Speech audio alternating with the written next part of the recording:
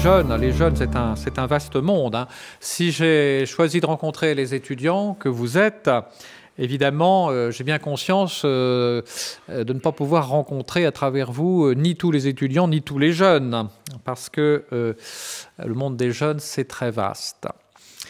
Alors, tout en m'adressant à vous ce soir, je penserai très fortement, je dirais, à tous les autres jeunes, à tous les autres étudiants qui ne sont pas là, mais aussi à tous les scolaires, mais aussi à tous les jeunes qui travaillent, mais aussi à tous les jeunes qui cherchent leur avenir, qui cherchent un emploi, mais aussi à tous les jeunes qui vivent une situation de précarité, les jeunes malades et handicapés, et des jeunes migrants auxquels nous étions dimanche dernier tout particulièrement appelés à manifester notre solidarité. Le monde étudiant, alors je l'ai découvert il y a quelques années dans un grand rassemblement qui s'appelait Diaconia 2013. Le monde des étudiants, c'est aussi parfois un monde précaire, hein. On imagine volontiers de l'extérieur que le monde étudiant, c'est un monde où tout est prévu, tout est organisé, il suffit de suivre la bonne filière, les années s'enchaînent et tout va pour le mieux. En fait, ben non, le monde étudiant, vous le savez mieux que moi sans doute, c'est un monde aussi plein d'incertitudes, hein. C'est un monde aussi où il peut y avoir une certaine précarité financière, une certaine précarité affective, une certaine solitude. Je pense aussi à la difficulté particulière des étudiants étrangers, hein, qui viennent de loin. Il y en a sûrement un certain nombre parmi nous qui viennent de loin et pour qui changer de pays, changer d'univers, changer de monde culturel, c'est aussi une épreuve. Donc le monde étudiant, la vie étudiante, c'est finalement pas si simple. Donc c'est important d'aller au-devant de ce monde. Alors que vous souhaitez en tant qu'évêque, que vous souhaitez au début de cette année 2017? Je dirais que il me semble important que vous puissiez préparer l'avenir avec confiance, hein, car être étudiant, sans doute, se préparer à notre vie, par définition, on n'est pas étudiant toute sa vie, c'est une période transitoire où on prépare une vie active. Hein, et je souhaite que vous puissiez la préparer avec confiance dans un avenir qui, il faut pas se leurrer, et quand même un avenir qui est fait aussi d'incertitude, voire d'inquiétude, et donc garder confiance. Je pense que l'expérience de la foi qui est la vôtre, spécialement dans une aumônerie, vous permet aussi d'avancer dans cet avenir dans de bonnes conditions. Alors je souhaite aussi que vous puissiez effectuer un bon discernement de votre avenir, justement de votre avenir professionnel, puisque vous le préparez plus directement, mais aussi de votre avenir personnel, et pourquoi pas de votre avenir vocationnel. J'y reviendrai tout à l'heure. Vous êtes les futurs acteurs et actrices d'une société pluriel. Et il me semble important aussi, dans cette vie d'étudiant, de faire l'apprentissage de la diversité. Alors cette diversité, elle est inscrite, je pense, dans vos différentes appartenances, dans vos différents parcours, dans vos différents centres d'intérêt. Cette diversité, elle est présente même dans un tout petit groupe, hein, à côté des quelques dizaines de milliers d'étudiants qu'on trouve ici. Déjà, vous êtes, vous, porteurs de cette diversité et les uns par les autres, au jour le jour, je crois que vous apprenez aussi à vivre cette diversité d'une manière harmonieuse, d'une manière équilibrée, et c'est un enjeu important pour notre société. Je vous souhaite de faire vraiment cet apprentissage dans les meilleures conditions. Tout à l'heure, on m'a soufflé que vous alliez rencontrer un groupe qui s'appelle Coexister. Oui, on est déjà dans le sujet. Coexister, c'est jamais facile de coexister. Ça peut s'apprendre, et je pense que l'Évangile peut y aider. Je souhaite que vous puissiez donc devenir acteur d'une société plurielle, d'une société où la différence a sa place, et une société qui vivra dans la paix.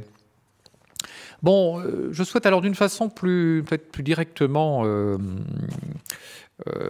en lien avec ce que vous faites, ce que vous êtes comme étudiant, hein, je souhaite que vous puissiez acquérir toutes les compétences nécessaires pour le métier que vous exercerez plus tard.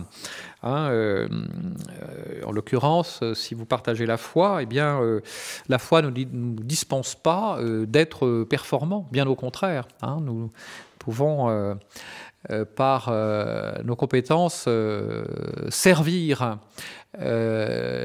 nos semblables et par nos compétences être aussi crédibles dans ce que nous faisons, hein, se mettre au service des autres, mais pas seulement avec une bonne volonté, une générosité humaine, mais aussi avec de vraies compétences. Donc, je vous souhaite de les acquérir, ces compétences, de les cultiver.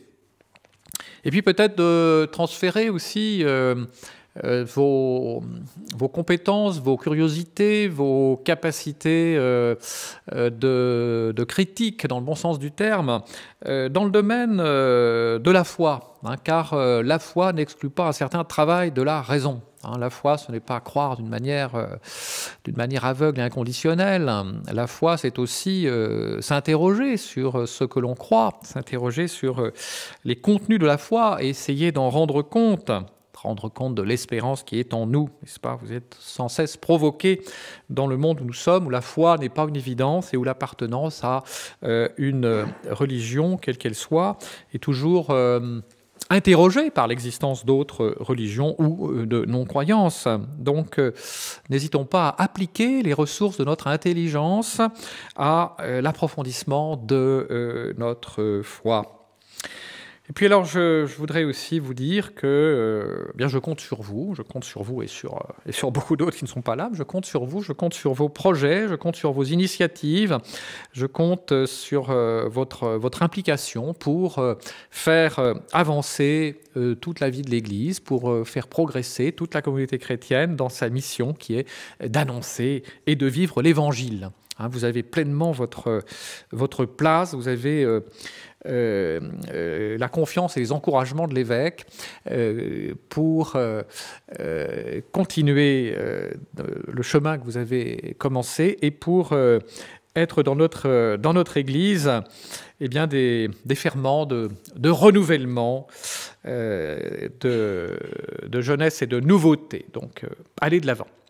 Et puis je conclurai par l'annonce que vous connaissez peut-être, mais celle d'un prochain synode, puisqu'en 2018, il y aura un synode à Rome. Il y a eu un synode sur la famille, comme vous le savez, en 2014, 2015.